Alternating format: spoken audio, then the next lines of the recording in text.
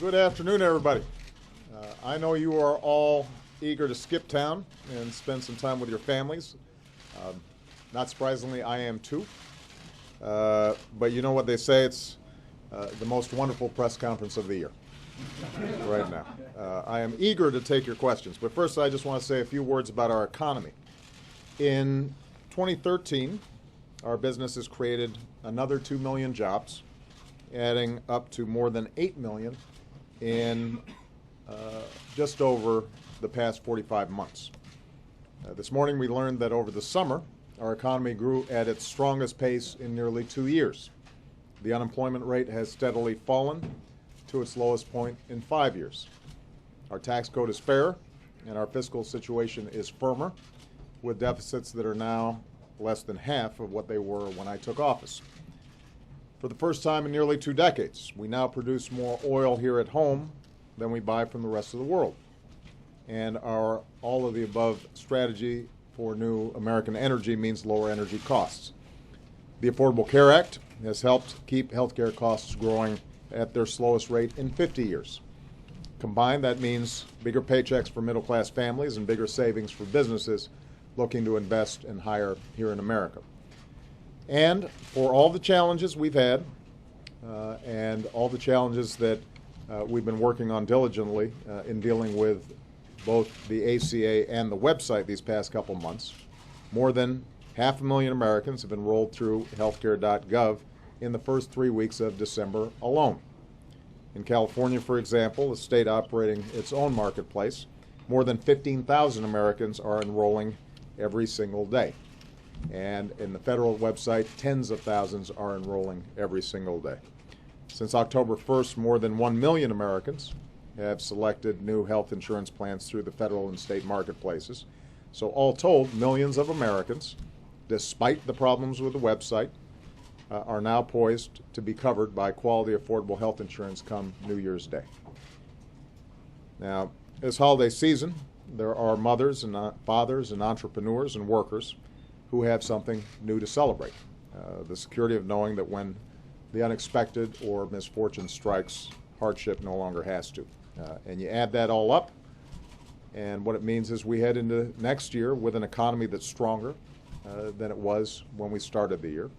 More Americans are finding work and experiencing the pride of a paycheck. Our businesses are positioned for new growth and new jobs, and I firmly believe that 2014 can be a breakthrough year for America. But, as I outlined in detail earlier this month, we all know there's a lot more that we're going to have to do to restore opportunity and broad-based growth for every American, and that's going to require some action. It's a good start that earlier this week, for the first time in years, both parties in both houses of Congress came together to pass a budget that unwinds some of the damaging sequester cuts that created headwinds for our economy. It clears the path for businesses and for investments that we need to strengthen our middle class, like education and scientific research. And it means that the American people won't be exposed to the threat of another reckless shutdown every few months. So that's a good thing. It's probably too early to declare an outbreak of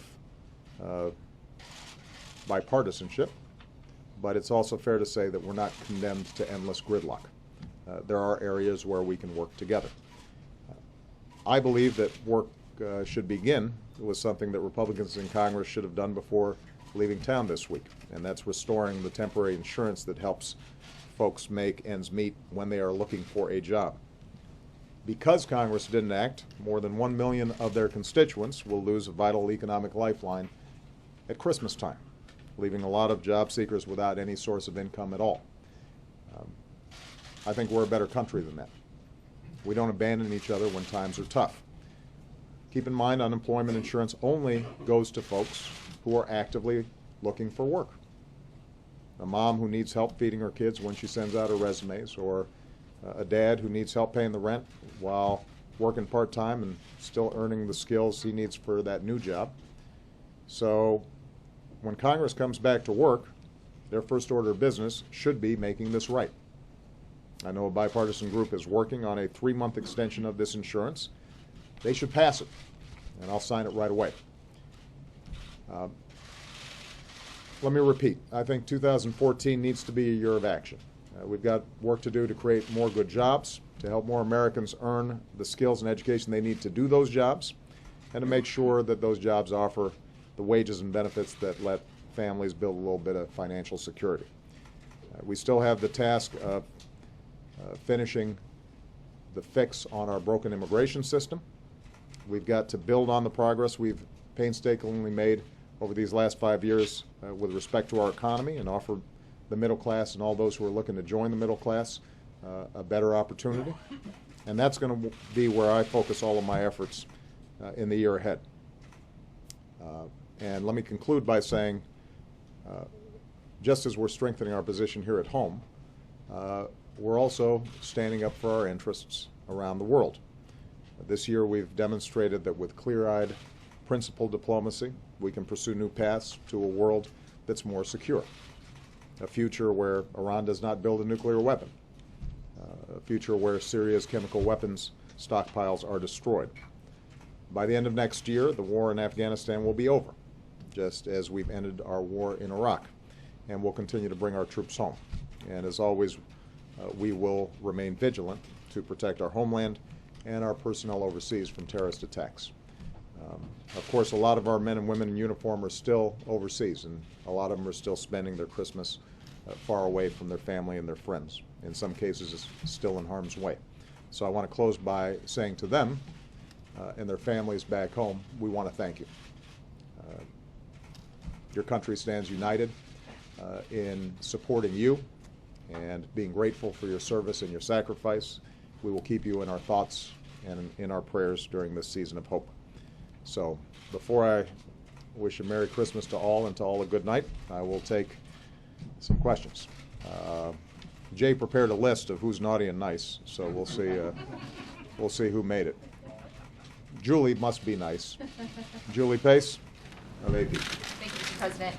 Despite all of the data points that you cited in your opening statement, when you look back at this year, very little of the domestic agenda that you outlined in your inaugural address and your State of the Union has been achieved. Healthcare rollout obviously had huge problems, and your ratings from the public are near historic lows for you. When you take this all together, has this been the worst year of your presidency? I got to tell you, Julie, that's not how I think about it. I have now been in office 5 years, close to 5 years. Was running for president for 2 years before that. And for those of you who've covered me during that time, we have had ups and we have had downs. I think this room has probably recorded at least 15 near-death experiences. And what I've been focused on each and every day is, are we moving the ball in helping the American people, families, have more opportunity, have a little more security, to feel as if they work hard, they can get ahead. And if I look at this past year, there are areas where there have obviously been some frustrations, where I wish Congress had moved more aggressively. Not passing background checks in the wake of Newtown is something that I continue to believe was a mistake. But then I also look at, because of the debate that occurred, all the work that's been done at state levels to increase gun safety and to make sure that we don't see tragedies like that happen again. There's a lot of focus on legislative activity at the congressional level. But even when Congress doesn't move on things they should move on, there are a whole bunch of things that we're still doing. So we don't always get attention for it, but the Connect Ed program that we announced, where we're going to be initiating wireless capacity in every classroom in America, will make a huge difference for kids all across this country and for teachers. A manufacturing hub that we set up in Youngstown, something that I talked about during the State of the Union, is going to create innovation and connect universities, manufacturers, job training to help create a renaissance, build on the renaissance that we're seeing in manufacturing. When it comes to energy, this year is going to be the first year in a very long time where we're producing more oil and natural gas here in this country than we're importing. That's a big deal. So I understand the point that you're getting at, Julie, which is that a lot of our legislative initiatives in Congress have not moved forward as rapidly as I'd like. I completely understand that, which means that I'm going to keep at it. And if you look at, for example, immigration reform, probably the biggest thing that I wanted to get done this year, we saw progress. It passed the Senate with a strong bipartisan vote. There are indications in the House that even though it did not get completed this year, that there is a commitment on the part of the Speaker to try to move forward legislation early next year. And the fact that it didn't hit the timeline that I'd prefer is obviously frustrating, but it's not something that I end up brooding a lot about. But sir, it's not just your legislative agenda. When you look at polling and you talk to Americans, they seem to have lost confidence in you, trust in you, your credibility has taken a hit. Obviously the healthcare law was a big part of that. So do you understand that that the public has changed in some way their view of you over this year? But Julie, I guess what I'm saying is if you're measuring this by polls, my polls have gone up and down a lot through the course of my career. I mean, if I was interested in polling, I wouldn't have run for president. I was polling at 70% when I was in the U.S. Senate.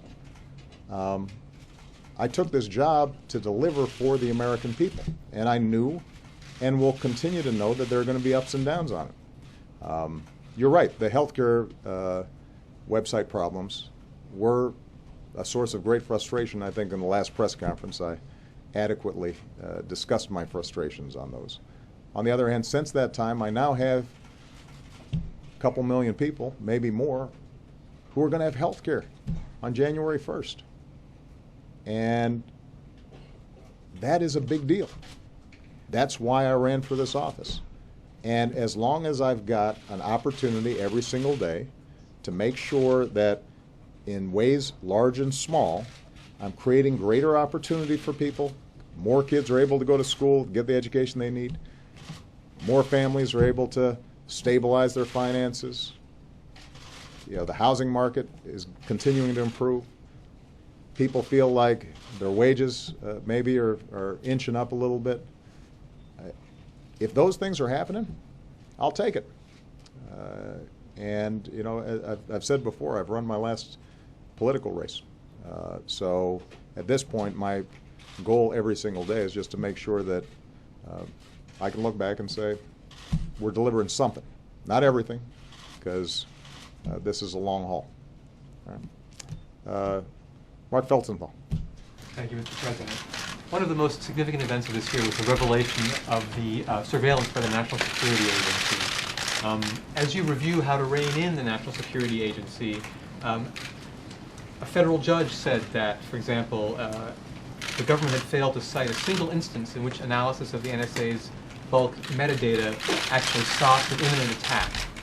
Are you able to identify any specific examples when it did so? Are you convinced that the collection of that data is useful to national security and should continue as it is? Let me talk more broadly, and then I'll talk specifically about the program you're referring to. As you know, the independent panel that I put together came back with a series of recommendations, 46 in total. I had an extensive meeting with them down in the Situation Room to review all the recommendations that they had made. I want to thank them publicly because I think they did an excellent job and took my charge very seriously, which is I told them I want you to look from top to bottom at what we're doing and evaluate whether or not the current structures that we have and the current programs that we have are properly addressing both our continuing need to keep ourselves secure and to prevent terrorist attacks or proliferation of weapons of mass destruction or other threats to the homeland, and are we also making sure that we're taking seriously rule of law and our concerns about privacy and civil liberties. So what we're doing now is evaluating all the recommendations that have been made over the next several weeks, I'm going to assess, based on conversations not just with the intelligence community, but others in government and outside of government, how we might apply and incorporate their recommendations. And I'm going to make a pretty definitive statement about all of this in January, where I'll be able to say, here are the recommendations that we think make sense. Here are ones that we think are promising but still need to be refined further. Here's how it relates to the work we're doing, not just internally, but also in partnership with other countries.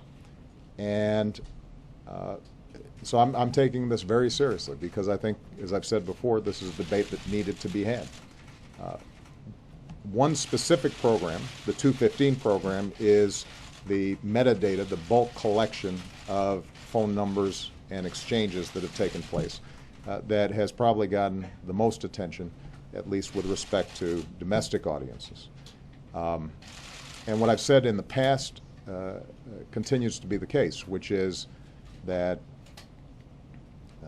the NSA, in executing this program, believed, based on experiences from 9/11, that it was important for us to be able to track if there was a phone number of a known terrorist outside of the United States calling into the United States, where that call might have gone.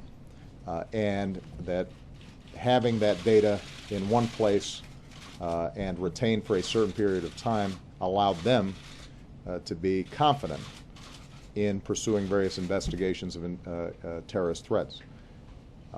And I think it's important to note that in all the reviews of this program that have been done, in fact, there have not been actual instances where it's been alleged that the NSA in some ways acted inappropriately in the use of this data. But what is also clear is, from the public debate, people are concerned about the prospect, the possibility of abuse. And I think that's what the judge in the district court suggested. And although his opinion obviously differs from rulings on the FISA court, we're taking those into account.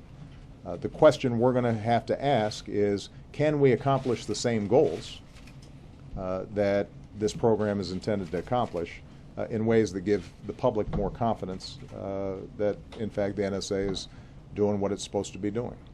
I have confidence in the fact that the NSA is not engaging in domestic surveillance or snooping around. But I also recognize that as technologies change and people can start running algorithms and programs that map out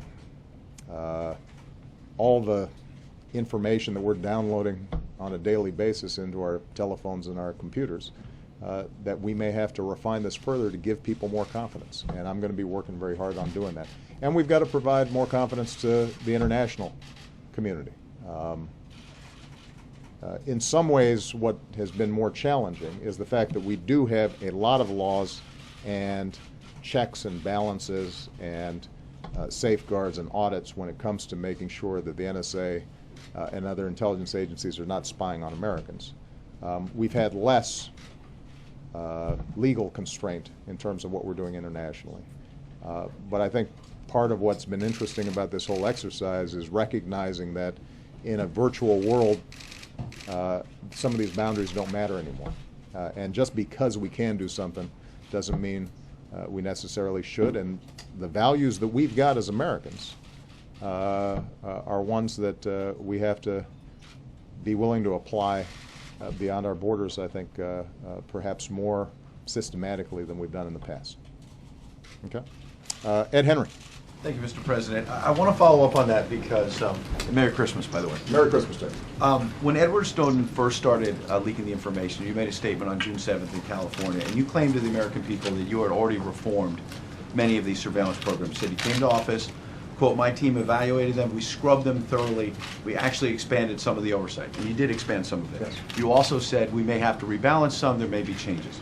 But you concluded with, quote, you can complain about Big Brother and how this is a potential program run amok.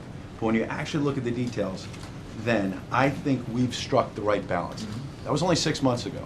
Now this judge is saying no, your own panel is saying no, even you're saying, no, we haven't really struck the right balance, perhaps. That changes have to be made. My question is, were you wrong then because you were not fully read in, not just on these programs, but on other programs outside of the ones you just talked about, where we were potentially listening in on the German leaders, the Brazilian leaders, and others that suggest there were abuses, number one. And number two, if you were fully read on these programs, is it another example of what Julie was getting at with this question of credibility with the American people, that just like on healthcare, you like your plan, you can keep it. On surveillance, you looked the American people in the eye 6 months ago and said, we've got the right balance. And 6 months later, you're saying, maybe not. Well, hold on a second, Ed. I think it's important to note that when it comes to the right balance on surveillance, these are a series of judgment calls that we're making every single day, because we've got a whole bunch of folks whose job it is to make sure that the American people are protected. And that's a hard job, because if something slips, then the question that's coming from you the next day at a press conference is, Mr. President, why didn't you catch that? Why did the intelligence people allow that to slip? Isn't there a way that we could have found out that, in fact, this terrorist attack took place? Why did you say we struck the right balance? So the point is, Ed, not that my assessment of the 215 program has changed in terms of technically how it works. What is absolutely clear to me is that given the public debate that's taken place and the disclosures that have taken place over the last several months, that this is only going to work if the American people have confidence and trust. Now, part of the challenge is that because of the manner in which these disclosures took place, in dribs and drabs, oftentimes shaded in a particular way, and because of some of the constraints that we've had in terms of declassifying information and getting it out there, that that trust in how many safeguards exist and how these programs are run has been diminished. So what's going to be important is to build that back up. And I take that into account in weighing how we structure these programs. So let me just be very specific on the 215 program.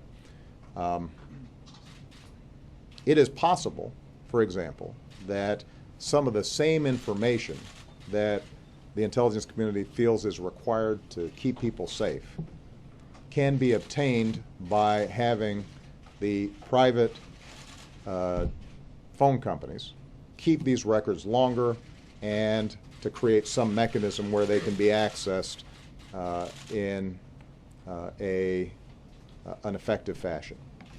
That might cost more. There might need to be different checks on how those requests are made. There may be technological solutions that have to be found to do that. And the question that we're asking ourselves now is, does that make sense not only because of the fact that there are concerns about potential abuse down the road with the metadata that's being kept by a government rather than private companies, but also does it make sense to do because people right now are concerned that maybe their phone calls are being listened to, even if they're not. And we've got to factor that in. So my point is that the environment has changed in ways that I think require us to take that into account. But the analysis that I've been doing throughout has always been, periodically looking at what we're doing and asking ourselves, are we doing this in the right way? Are we making sure that we're keeping the American people safe, number one? Are we also being true to our civil liberties and our privacy and our values? I understand it's a tough job, Right. and God forbid there's another terror attack. Every one of us is going to be second-guessing you, and that is extremely difficult to be in the Oval Office. That's okay. But as you said, I you volunteer. took that on. You put Yes. it on your back. And so my question is, do you have any personal regrets? You're not addressing the fact, the public statements you've made to reassure the public. Your Director of National Intelligence, James Clapper, months ago went up, got a question from a Democrat, not a Republican, about whether some of this was going on, and he denied it. Doesn't that undermine the public trust? And you're conflating, first of all, me and He's Mr. your Clapper. Director of No, I National- and he's understand. still on the job. I understand, but what I'm saying is this, that yes, these are tough problems that I am glad to have the privilege of tackling. your initial question was whether the statements that I made 6 months ago are ones that I don't stand by. And what I'm saying is that the statements I made then are entirely consistent with the statements that I make now, which is that we believed that we had scrubbed these programs and struck an appropriate balance. And there had not been evidence, and there continues not to be evidence, that the particular program had been abused in how it was used. And that it was a useful tool, working with other tools that the intelligence community has, to ensure that if we have a thread on a potential terrorist threat, that can be followed effectively. What I've also said, though, is that in light of the disclosures that have taken place, it is clear that whatever benefits the configuration of this particular program may have may be outweighed by the concerns that people have on its potential abuse. And if that's the case, there may be another way of skinning the cat. So we just keep on going at this stuff and saying, can we do this better? Can we do this more effectively? I think that the panel's recommendations are consistent with that. So if you had a chance to read the overall recommendations, what they were very clear about is we need this intelligence. We can't unilaterally disarm. There are ways we can do it potentially that gives people greater assurance that there are checks and balances, that there's sufficient oversight, sufficient transparency. Programs like 215 could be redesigned in ways that give you the same information when you need it without creating these potentials for abuse. And that's exactly what we should be doing, is to evaluate all these things in a very clear, specific way, and moving forward on changes. And that's what I intend to do. You have no regrets. That's what I intend to do. John Carl. Thank you, Mr. President.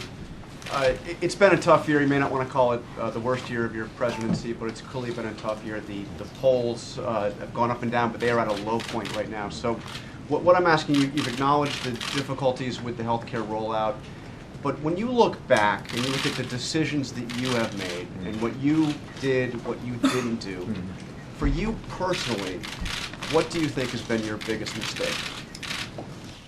With respect to healthcare specifically, or just generally? The whole thing. Look back at this tough year.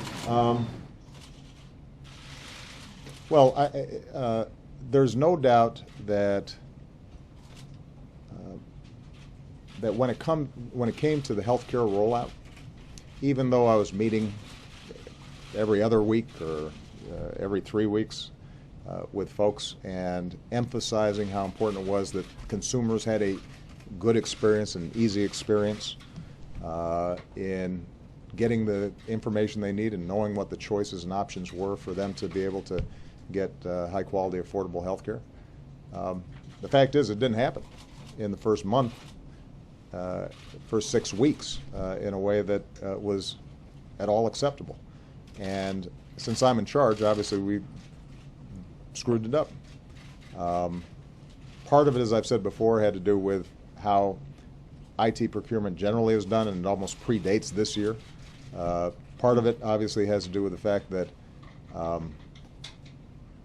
there were not clear enough lines of authority in terms of who was in charge of the technology and cracking the whip on a whole bunch of contractors. So there are a whole bunch of things that we've been taking a look at, and I'm going to be making appropriate adjustments once we get through this year and we've gotten through the initial surge of people who've been signing up. But having said all that, bottom line also is that we've got several million people who are going to have health care that works.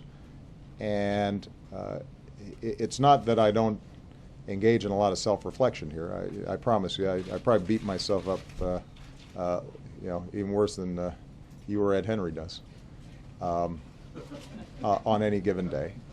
But I've also got to wake up in the morning and make sure that I do better the next day, and that we keep moving forward.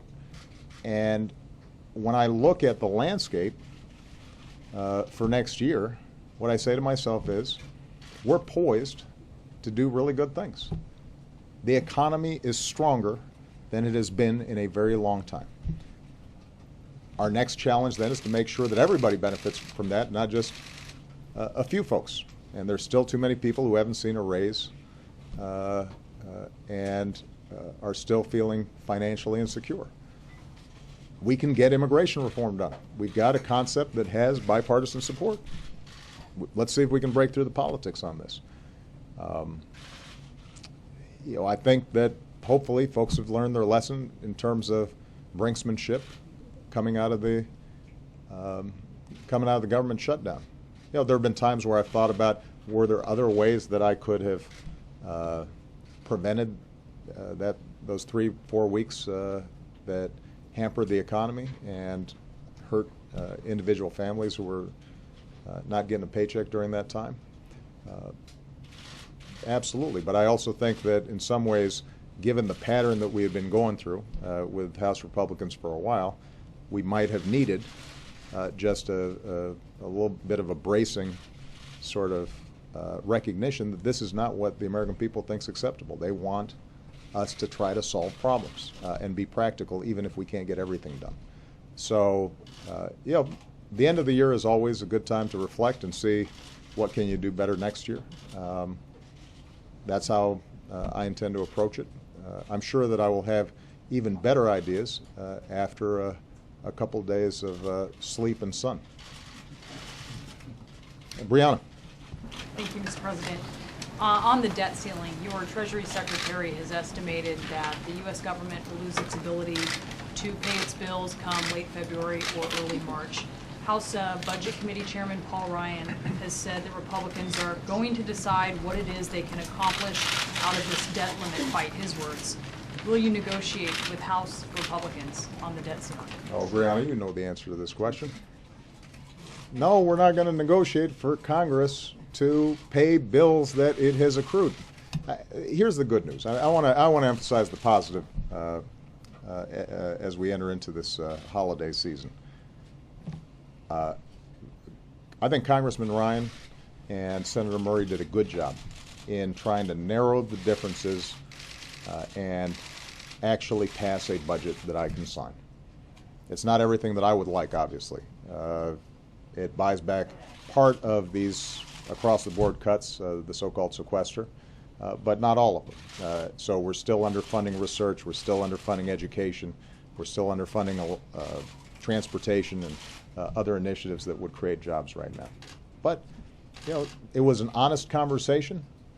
They operated in good faith, and given how far apart the parties have been on fiscal issues, they should take pride in what they did. And I actually called them after they struck the deal, and I said congratulations, and I hope that creates a good pattern for next year, where we work on at least the things we agree to, even if we agree to disagree on some of the other big ticket items. I think immigration potentially falls in that category, where here's an area where we've got bipartisan agreement. There are a few differences here and there, but the truth of the matter is that the Senate bill has the main components of comprehensive immigration reform that would boost our economy, give us an opportunity to attract more investment and high-skilled workers who are doing great things in places like Silicon Valley and around the country. So let's go ahead and get that done. Now, I can't imagine that, having seen this possible daylight breaking when it comes to cooperation in Congress, that folks are thinking actually about plunging us back into the kinds of brinksmanship and governance by crisis that has done us so much harm over the last couple of years. To repeat, the debt ceiling is raised simply to pay bills that we have already accrued. It is not something that is a negotiating tool. It's not leverage. It's the responsibility of Congress. It's part of doing their job. I expect them to do their job, although I'm happy to talk to them about any of the issues that they actually want to get done. So if Congressman Ryan's interested in tax reform, let's go. I've got some proposals on it. If he's interested in any issue out there, I'm willing to have a constructive conversation of the sort that we just had in resolving the budget issues. But I've got to assume folks aren't crazy enough to start that thing all over again. If I may just quickly, on a more personal note, what is your New Year's resolution? My New Year's resolution is to be nicer to the White House press corps. You know? Absolutely. Major Garrett. It's quite a lead-in, Mr. President. Thank you. Rick Leggett, who is the head of the NSA task force on Edward Snowden, told 60 Minutes that it was, quote, worth having a conversation about granting Edward Snowden amnesty.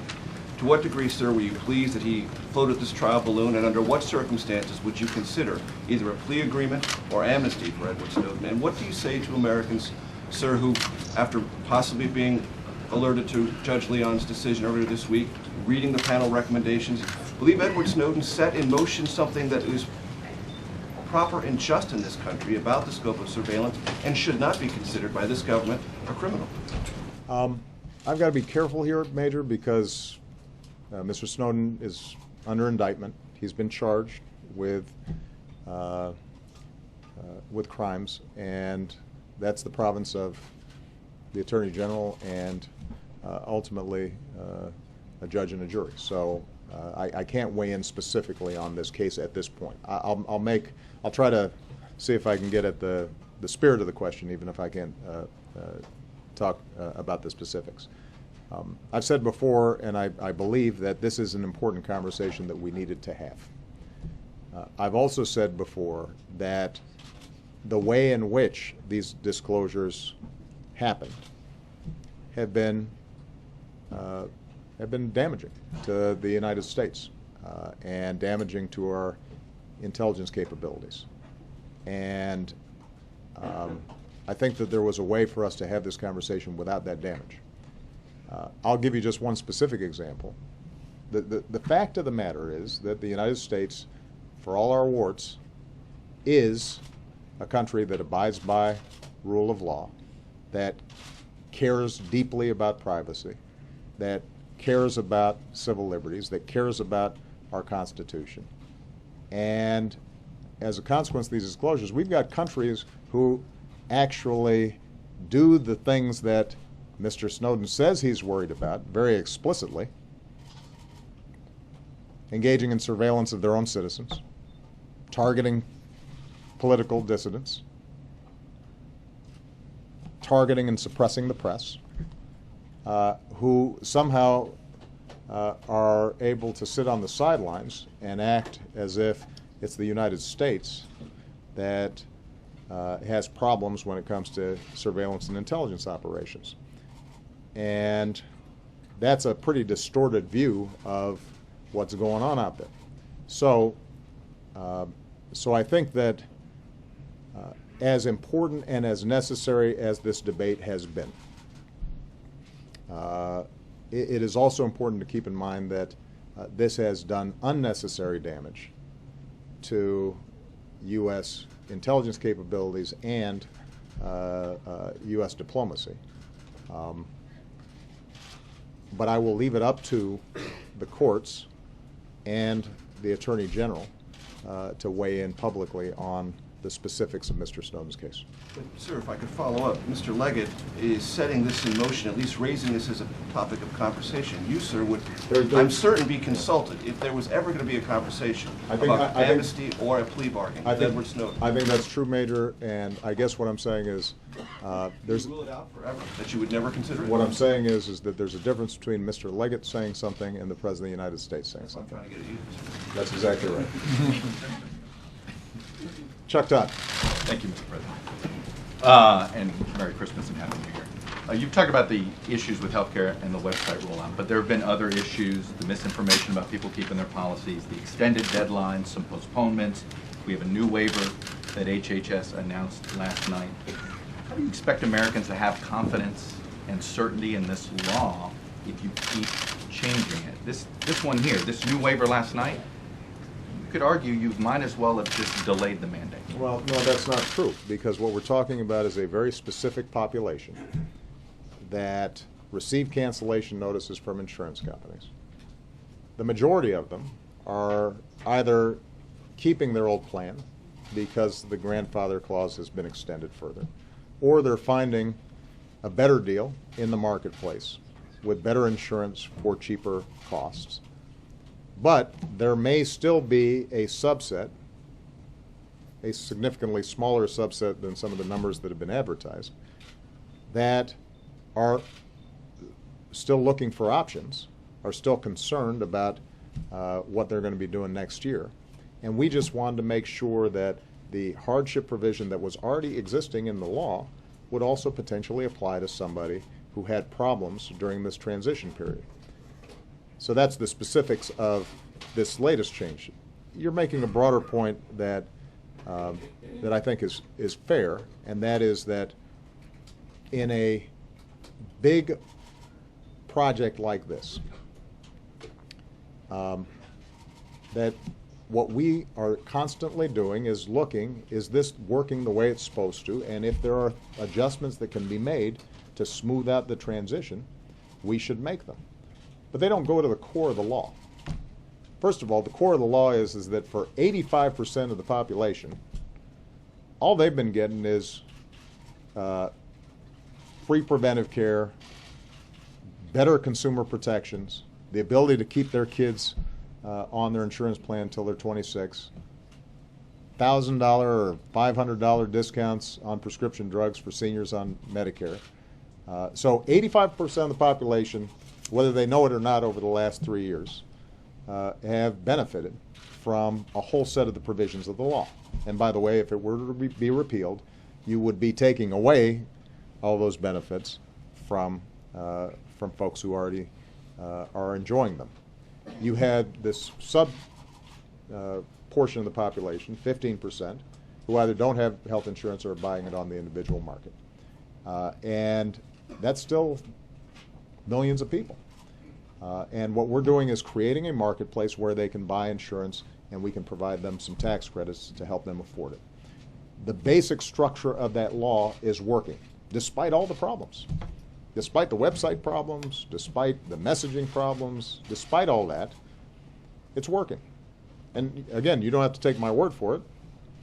We've got a couple million people who are going to have health insurance just in the first 3 months, despite the fact that probably the first month and a half was lost because of problems with the website, and about as bad a bunch of publicity as you could imagine. And yet, you still got 2 million people who signed up, or more. And so what that means then is that the demand is there, and as I said before, the product is good. Now, in putting something like this together, there are going to be all kinds of problems that crop up, some of which may have been unanticipated, and what we've been trying to do is just respond to them in a common sense way. And we're going to continue to try to do that. But that doesn't negate the fact that, a year from now or 2 years from now, when we look back, we're going to be able to say that even more people have health insurance who didn't have it before. And that's not a bad thing. That's a good thing. That is part of the reason why I pushed so hard to get this law done in the first place. And, I've said before, this is a messy process. And I think sometimes when I say that, people say, well, A, yeah, it's real messy, and B, isn't the fact that it's been so messy some indication that there are more fundamental problems with the law? And I guess what I'd say to that, Chuck, is when you try to do something this big, affecting this many people, it's going to be hard. And every instance, whether it's Social Security, Medicare, the prescription drug plan under President Bush, there hasn't been an instance where you tried to really have an impact on the American people's lives and well-being, particularly in the healthcare arena, where you don't end up having some of these challenges. The question is going to be, ultimately, do we make good decisions trying to help as many as people as possible in as efficient a way as possible. And I think that's what we're doing. But with 72 hours to go, you make this change where people are buying the junk, frankly, a junk type policy that you were trying to get people away from. Well, keep in mind, Chuck, first of all, that the majority of folks are going to have different options. This is essentially a additional net in case folks might have slipped through the cracks. We don't have precision on those numbers, but we expect it's going to be a relatively small number because these are folks who want insurance, and the vast majority of them have good options. And in a state like North Carolina, for example, the overwhelming majority of them have just kept their own plans. The ones that they had previously. We thought and continue to think that it makes sense that as we are transitioning to a system in which insurance standards are higher, people don't have unpleasant surprises because they thought they had insurance until they hit a limit, and next thing you know, they still owe $100,000 or $200,000 or $300,000 for a hospital visit. That as we transition to higher standards, better insurance, that we also address folks who get caught in that transition and their unintended consequences. And I'll be honest, that was the original intent of the grandfather clause that was in the law. Obviously, the problem was it didn't catch enough people. And we learned from that, and we're trying not to repeat those mistakes. The mandate to be enforced. Absolutely. Yeah. Let's see. Phil Mattingly. Thank you, Mr. President. What was the message you were trying to send with not only your decision not to attend the Sochi Games, but also with the people you named to the delegation to represent the United States at those games? Well, first of all, I haven't attended Olympics in the past, and I suspect that me attending Olympics, particularly at a time when we've got all the other stuff that people have been talking about, is going to be tough, although I would love to do it. I'll be going to a lot of Olympic Games post-presidency. I think the delegation speaks for itself. You got outstanding Americans, outstanding athletes, people who will represent us extraordinarily well. The fact that we've got folks like Billie Jean King or Brian Boitano who themselves have been world-class athletes that everybody acknowledges for their excellence but also for their character, who also happen to be members of the LGBT community. You should take that for what it's worth, that when it comes to the Olympics and athletic performance, we don't make distinctions on the basis of sexual orientation. We judge people on how they perform, both on the court and off the court, on the field and off the field. And that's a value that I think is at the heart of not just America, but American sports. I'm going to just roll down these last few real quickly. Ari Shapiro, last day of the White House, he deserves a question. Thank you very much, Mr. President. Senator Max Baucus was widely seen as the best hope for a large-scale deal to overhaul the tax code. What does your decision to nominate him as ambassador to China say about your hopes for a major tax bill in your second term? It says that Max Baucus is going to be an outstanding ambassador to China, and I'd like a swift confirmation. And my expectation and hope is that if both Senate Democrats, or if Democrats and Republicans in the House and the Senate are serious about tax reform, then it's not going to depend on one guy. It's going to depend on all of us working together. And my office is ready, willing, and eager to engage both parties in having a conversation about how we can simplify the tax code, make it fair, make it work to create more jobs, and do right by middle-class Americans. Jackie Combs. Thank you, Mr. President. And how do you say it in Hawaii? Mele Kaliki. Mele Kaliki Maka. Since we've been looking back at the year, I'd like to ask you what your reaction was to the nonpartisan truth-telling group PolitiFact when it said that the lie of the year was your statement that if you like your health care plan, you can keep it.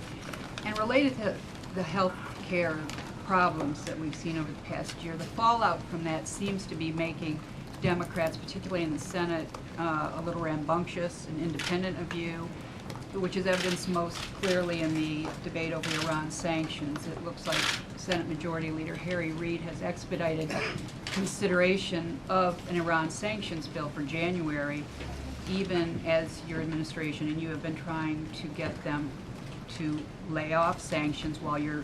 Jackie, I gotta say, you're stringing a bunch of things along here. Let's see if we can hone in on a question. I mean, well, That's a lot less than Ed Henry had.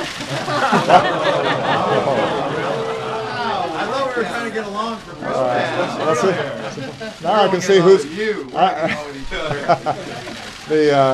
How about I separate out the Iran question from the healthcare question? On the healthcare question, look, I think I've answered several times. This is a new iteration of it, but bottom line is that we are going to continue to work every single day to make sure that implementation of healthcare law and the website and all elements of it, including the grandfather clause, work better every single day. And as I said in previous press conferences, we're going to make mistakes and we're going to have problems, but my intentions have been clear throughout, which is I just want to help as many people as possible feel secure and make sure that they don't go broke when they get sick.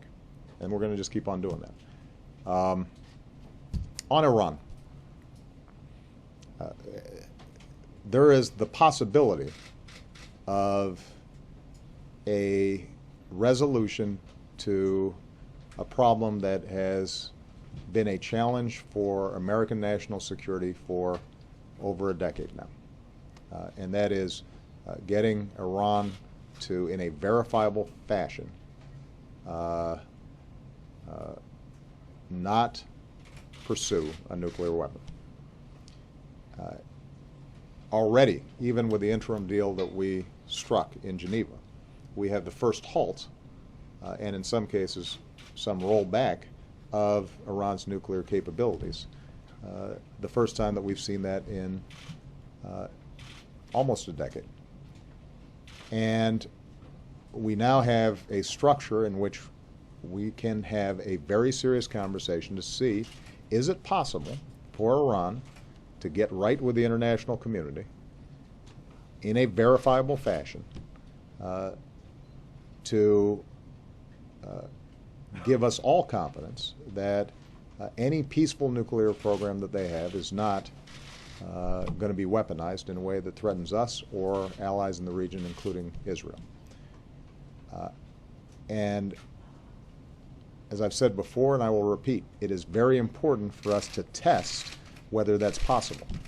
Not because it's guaranteed, but because the alternative is possibly us having to engage in some sort of conflict to resolve the problem with all kinds of unintended consequences. Now, I've been very clear from the start. I mean what I say. It is my goal to prevent Iran from obtaining a nuclear weapon, but I sure would rather do it diplomatically. I'm keeping all options on the table, but if I can do it diplomatically, that's how we should do it.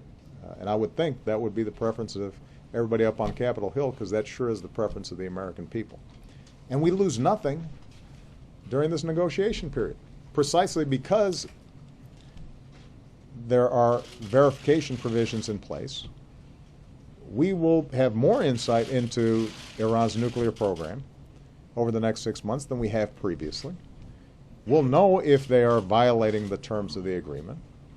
They're not allowed to accelerate their stockpile of enriched uranium. In fact, they have to reduce their stockpile of highly enriched uranium. Ironically, if we did not have this 6-month period in which we're testing whether we can get a comprehensive solution to this problem, they'd be advancing even further on their nuclear program. And in light of all that, what I've said to members of Congress, Democrats and Republicans, is there is no need for new sanctions legislation. Not yet. Now, if Iran comes back and says, we can't give you assurances that we're not going to weaponize, if they're not willing to address some of their capabilities that we know could end up resulting in them having breakout capacity, it's not going to be hard for us to turn the dials back, strengthen sanctions even further. I'll work with members of Congress to put even more pressure on Iran. But there's no reason to do it right now. And so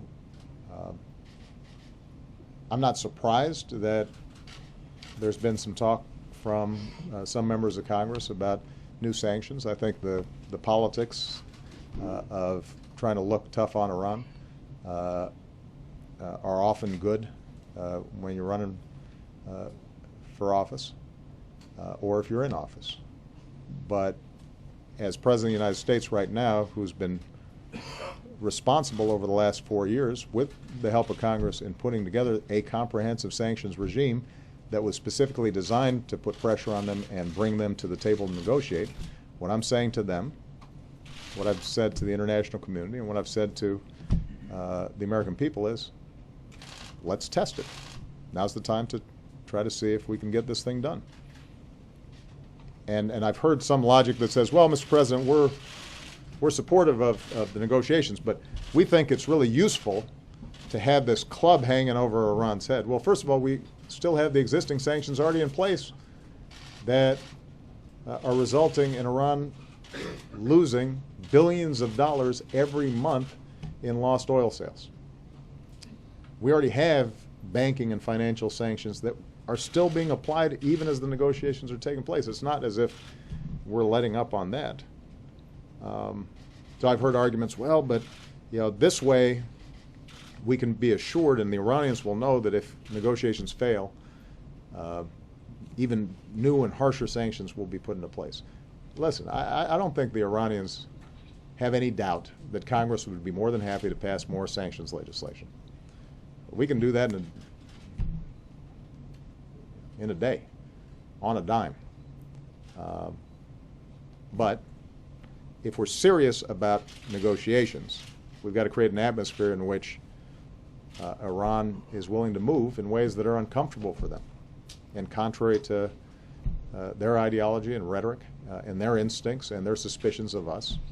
And we don't help get them to a position where we can actually resolve this by engaging in this kind of action. All right? Okay, everybody. I think I'm going to take one more question. Colleen McCain Nelson, and that is it. Thank you, Mr. President. There you go. Some of your longtime advisors are leaving the White House. Some new folks are coming in. Others are taking on new roles in the West Wing. As you reshape your team a bit, how does that change the dynamic here, and how does it impact what you think you can accomplish going forward? I just had lunch with Pete Rouse, who's leaving me, and that's tough. He says so, not right now, at least. No, I love that guy, and that will be a significant loss, although he'll still be in town, and hopefully I'll be able to consult with him on an ongoing basis. I think the fact that John Podesta's coming in will be terrific. He may deny it, but I've been trying to get him in here for quite some time. He ran my transition office. I asked him when he was running the transition office if he would be willing to join us, and at that time I think he was still feeling that he wanted to develop CAP and other organizations. But John's a great strategist. He is as good as anybody on domestic policy, and I think he'll be a huge boost to us and give us more bandwidth to deal with more issues. I suspect that we may have additional announcements in the new year. There's a natural turnover that takes place. People get tired. People get worn out.